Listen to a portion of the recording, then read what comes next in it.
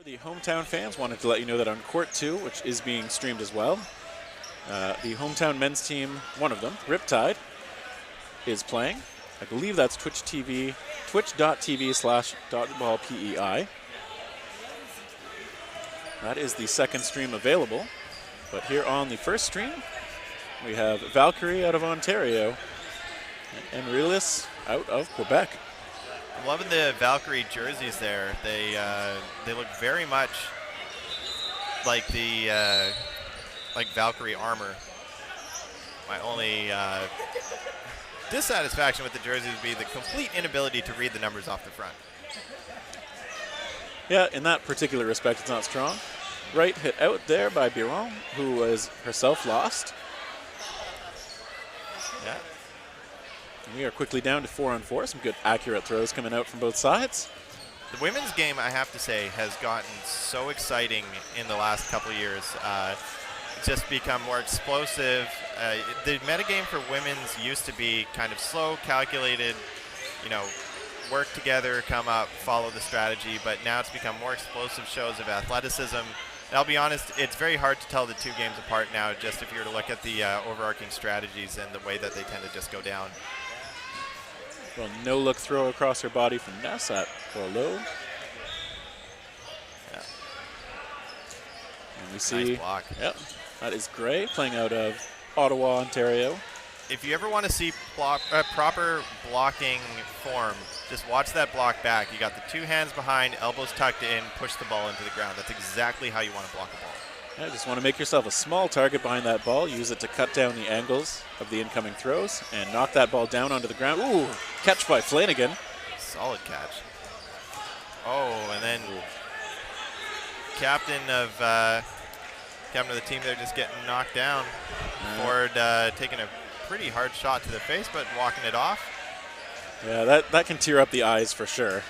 Yeah, one of the things that a lot of people don't understand is that the balls don't necessarily hurt, but you can't do anything about your reflexes. And one of the reflexes is for the eyes to water up, the face to get red. If you get tagged right on the nose. Ness baiting in that throw from Breton and grabbing the ball over the line. Valkyrie now. Ooh, I think that was another shot up high. Unfortunately, when you go low, it is a risk, but the foam balls, even when they're thrown with a lot of velocity, they may sting a little, but they won't knock you senseless. You can see both players hit up high, still kind of wiping their faces off a bit because, yeah, those eyes can tear up, but they both appear to be fine. All that said, though, Valkyrie takes the early 1-0 lead. And off the rush, we see Flanagan make a shot, but evade the counterattack.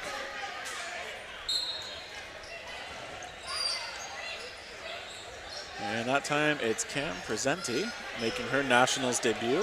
Oh, Gray, just a nice little stand-up catch while she's holding a ball. Yeah, Jobin Ross there trying to hold down the winger on the other side.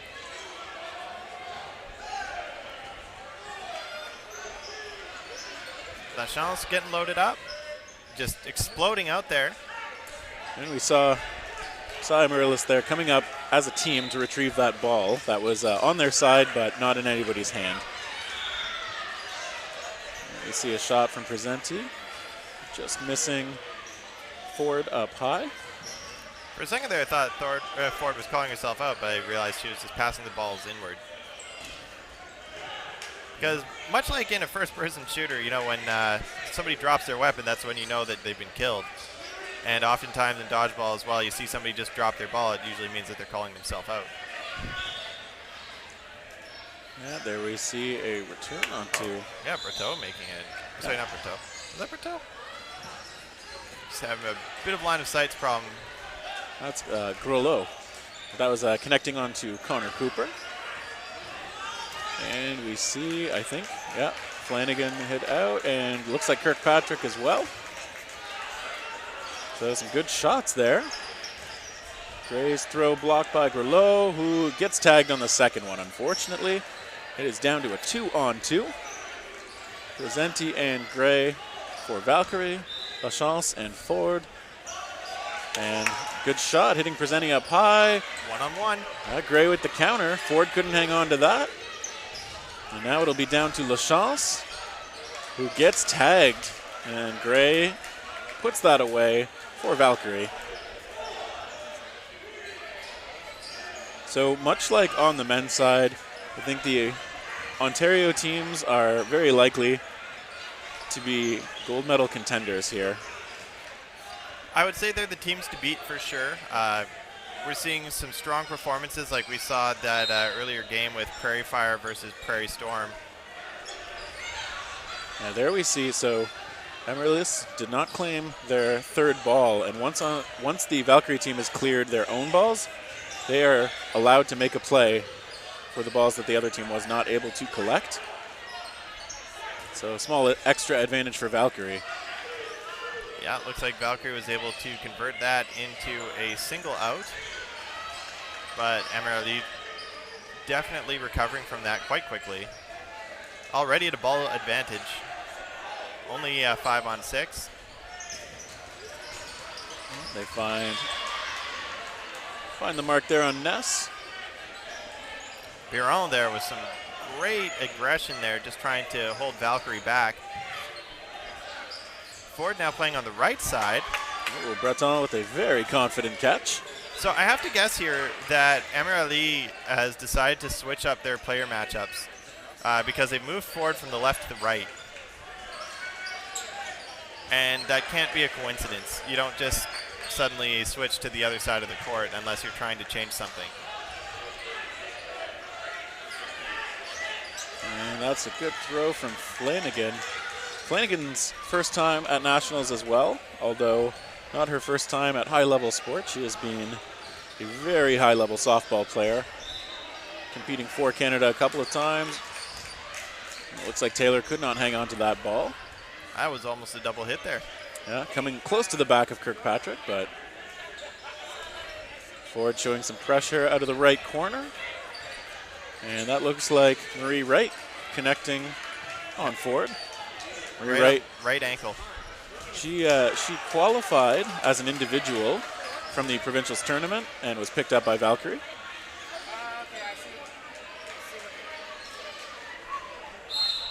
We are seeing, again, confidence from the Valkyrie players. Lessard there avoiding that shot from Kirkpatrick. And now conferring with Lachance on how they will take the offensive. So interestingly, Lessard, left-handed player playing on the right side of the court. Oftentimes lefties kind of get, I don't want to say condemned, but stuck on the left side because they've got, a better sweep of the court with the way that they wind up. Interesting blocking technique as well. She just tucks her right arm in and then holds the left arm out. Oh, Lessard wants that extra ball from the handlers. Flanagan. See her winding up for a curveball. Just look at the way that Lessard's holding her left wrist. Might be difficult at this angle, but you can see the way that she's got it cocked. There's the fake and the take. That one bouncing short of the mark. Ooh. Flanagan connects. Strong shot up high to seal that point as well for Valkyrie. So the silver medalist from the Ontario competition looking strong so far. They're up 3-0. So let's talk a little bit about the Ontario selection process. How many teams get to go as fully formed, and how many teams are selected by a committee? On the men's side, it is four teams going intact, plus the individuals, and on the women's side, it was 3. 3 plus individuals, or no individuals for women? And individuals as well, yep. Okay, so that's a total of 9 teams from Ontario there. And given the size of the region, that may not even be enough to represent how many teams would be competitive at this level. Yeah, I believe the numbers of players from each province are somewhat determined by just the number of registered players in the province, period. So that said, Ontario, as we mentioned before, their competitive scene is it's got a lot of experience and a lot of depth. I think there are several teams that didn't make it as teams from Ontario that could be very competitive in the tournament, but they did not make it through the crucible of the qualifier. So I heard there was even a wait list for women's teams that wanted to just get into the provincial tournament. Yeah, there were a limited number of slots and still enough people and maybe even teams to have rounded out even more. Kirkpatrick up there at the line. Biron going right underneath the leg there that just went up high. Yeah, it's still 6-on-6 somehow until now. And just a single trade there, making it 5-on-5. Yeah, but I think Rollo was hit out before she made that catch on Presenti. Ooh. Oh, I see. Yeah, LaChance and Ford hit out there. Taylor has a very strong windmill throw. Sundeath coming up. 3-on-6. Resetting to 3 balls per side, no blocking permitted. Catches will still bring players back. Oh, wow, beautiful shot from Biron there. Kirkpatrick looking for the drop and catch. Got the drop part right, but we see Tremblay hit out. That was Breton making a hit as well. So 2 hits to the 1 from Valkyrie, closing the gap a little bit, but Valkyrie still with double the number of players. And Biron doing a great job of going low and making herself small, avoiding, well, that shot hit her. But before that, she avoided quite a bit. Yeah. Beautiful catch from Breton. Bringing Brolo in. Yeah. Brolo immediately having to dodge. Because you are live pretty much as soon as you get back in the court. So the other team knows that. They're going to look to catch you before you got your feet set under you. So interesting thing about returning from a catch, you have to return from the baseline. You can't come in from the side. But the ruling on that, in the rule book, it does specifically state not that you can't enter from the side, but if you do and the referee determines that you gained an unfair advantage from doing so, they can call you out. Now, there are referees who like to just call everybody out for entering from anywhere but the back line. That isn't the specific wording. Oh, Breton really playing well in this round. Yeah, she's got a lot of confidence. Right, the only player left from Valkyrie against 2. Brolo looking for a move to the left. Yeah, we see a little staggering on the timing of their throws there. Actually, great sometimes, time. yeah, sometimes that's the right call. Just try and see where the player's going to dodge and then get that follow-up shot on them. But right, evading it, that shot not quite landing where she hoped. There you go, Breton just coming out swinging. Looking for a ball from the retriever, staying close. All right, going low with her hands up for the catch. Doesn't find it. And there, right, just managing to convert that easily the closest point that we've seen in this set so far. Very, very strong comeback there from Amiralys. When they entered that sudden death, it was 3-on-6, and they finished it off 1v1. So like I said, the score doesn't always reflect if a game is close or not, and there's an example where, Valkyrie still got the point, but Amiralys got the moral victory in that sudden death. Yeah, that's hopefully a little bit of momentum for themselves that they can carry into the second half. They're down 4-0, so it's not out of range yet, but obviously they're going to want to start putting some points on the board. Yeah, there must be some sort of a change that happened with Amiralys, because I noticed that Brolo is not on my list of rostered players for them. Yeah, I believe they had to swap a woman named Gilbert out, and they brought in Marie-Pierre Tremblay and Karine Lizard. Do you know why they had to swap Tremblay out?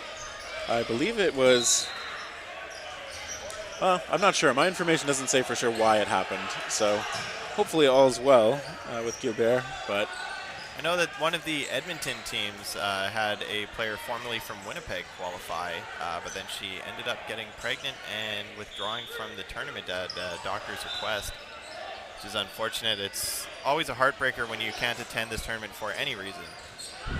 it seems like one of the better reasons to miss it, though. I would say one of the only good reasons to miss. All the other ones are going to be upsetting in some way or another, especially the people who have to miss for work.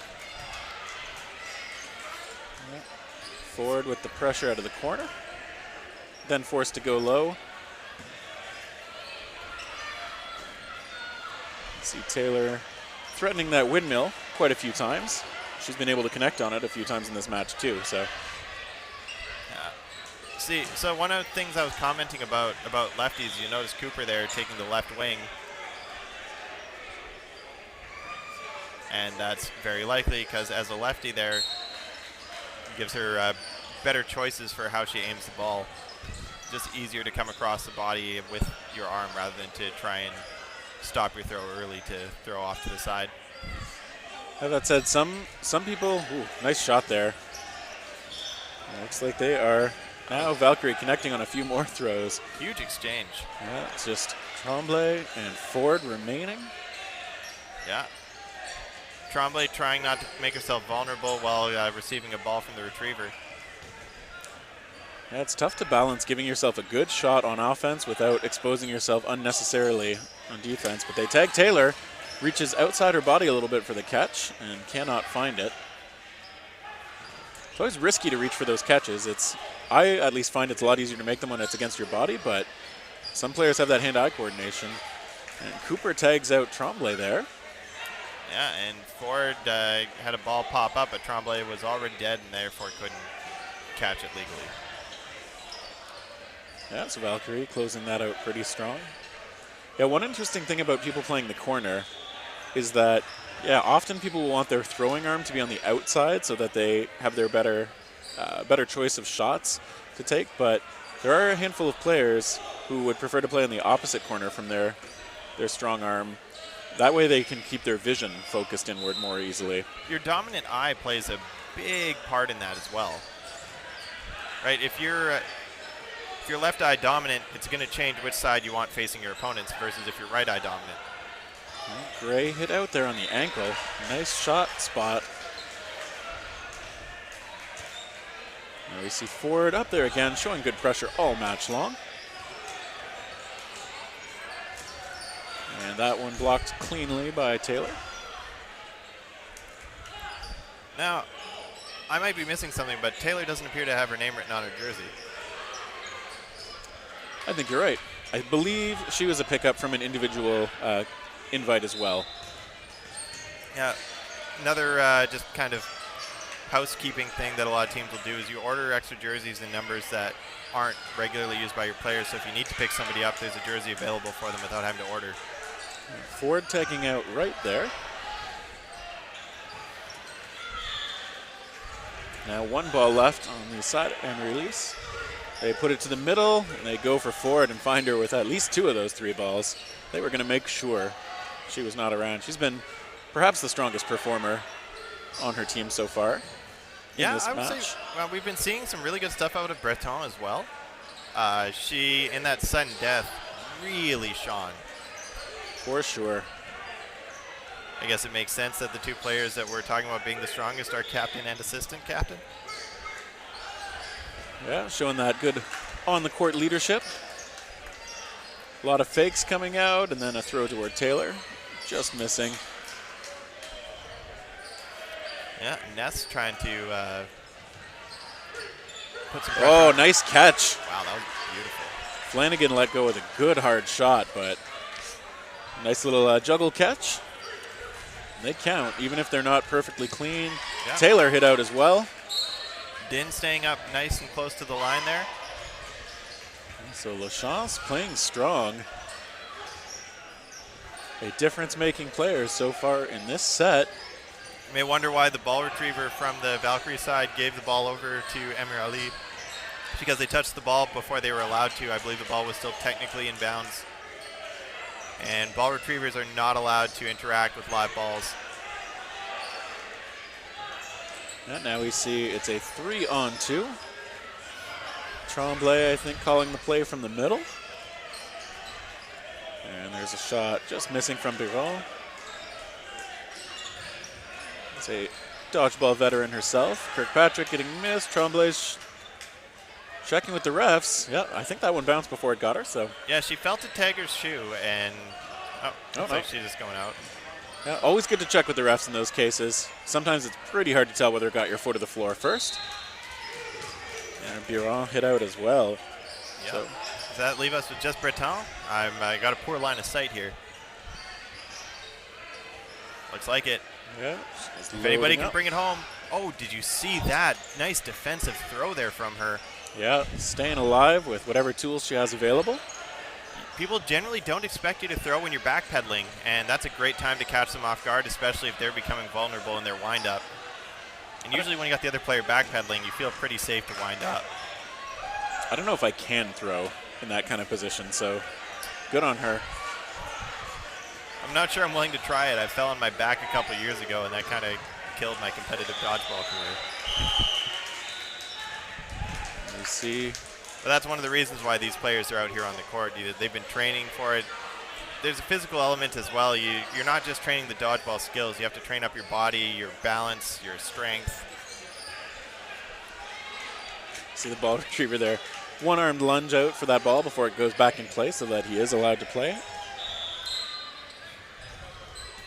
Aggressive shot from Gray. Wow. And makes the catch. Falling back on it as well. Nice style to that one. Yes, that's another close point that, even though there are currently no points on the board, I do feel like the women from Quebec have been playing pretty well. I agree. I would say that they're going to show some really strong matchups after this as well when they're playing against other teams, and hopefully they're able to just keep them around the mentality. Tournament psychology is so important.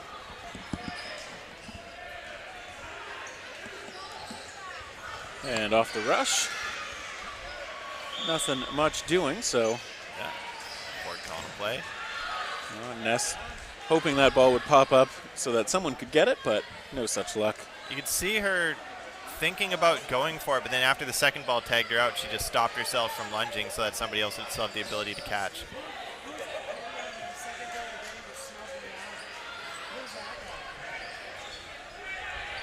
So now Amiralys up to the line. Looks like they got Presenti.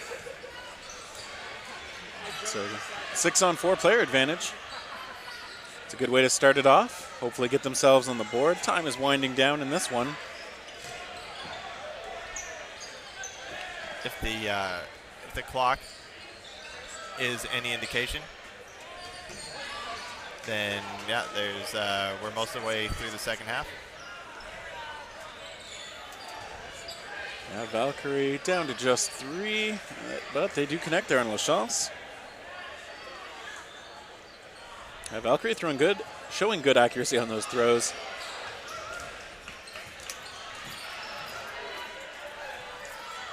There you see corner on corner, threatening. And yeah, it looks like they did find the mark there on Jobin Ross. But now Amiralys back on the offensive. They find Gray on the feet. That was the shot from Ford. Yeah, Ford getting really right up in her grill there, eh? Cooper only backing off a little. Yeah, Ford not afraid to come right up to the line.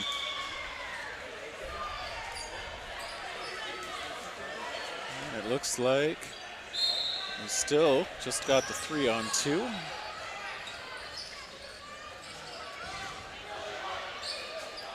Cooper with that left-handed throw. I've noticed I haven't seen too many ambidextrous people out of this tournament. I know Jeff Snow can throw with both arms, but not a lot of people who can do so competently enough to actually use anything but their preferred arm at a tournament of this caliber. Find Flanagan over there on the left corner. Sudden death. And yep. So 3-on-1 this time. That was good for Amiralys, like knocking down half of the remaining players on the other team just before the sudden death with no blocking starts off. I'm going to make a prediction. Amiralys all just rush the line and throw.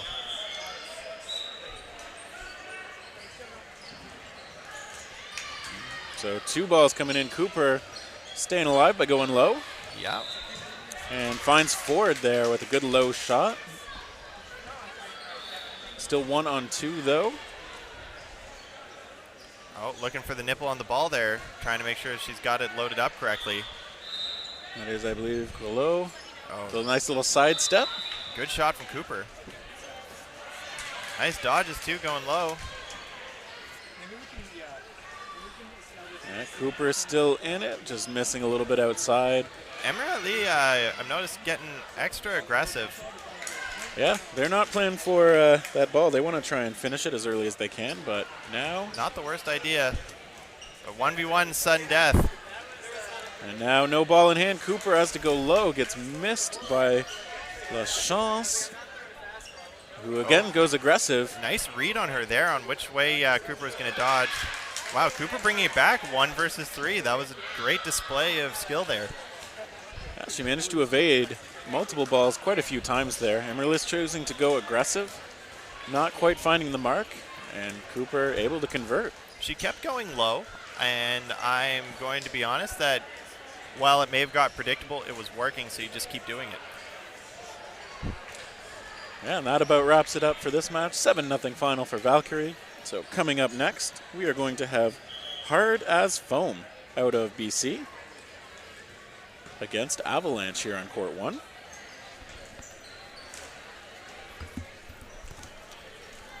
And we go taking a look at some of the other courts. Court 2, we will have Prairie Fire playing again shortly.